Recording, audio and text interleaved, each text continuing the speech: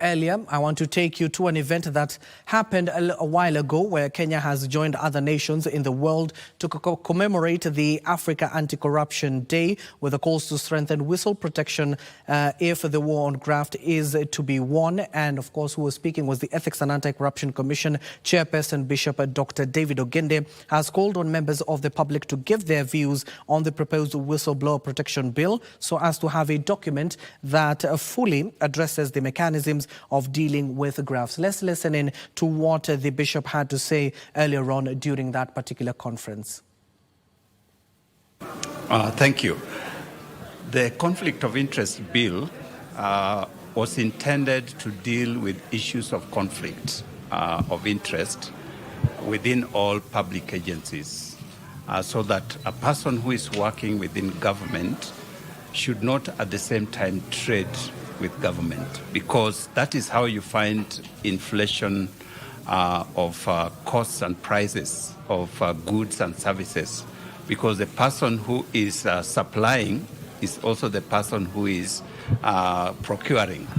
So they can raise the price of a commodity to the highest level. You know, you used to find even a pen, which is 50 shillings, is being sold for 5,000.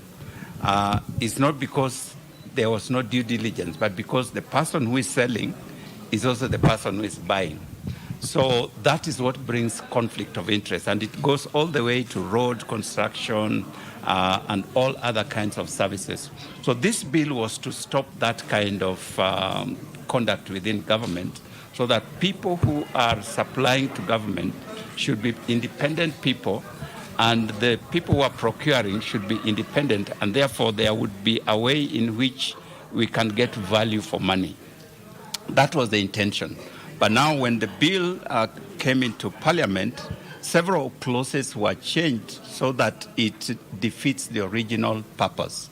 And this is what we are engaging with Parliament, both the National Assembly and the Senate, so that the bill can still have the original objective of controlling matters of procurement, tendering within government, so that resources, public resources, are not lost to people who are supplying to government.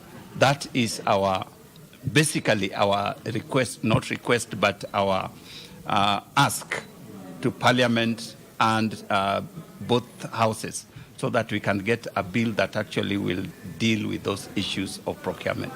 And Chairman, you've sounded so frustrated.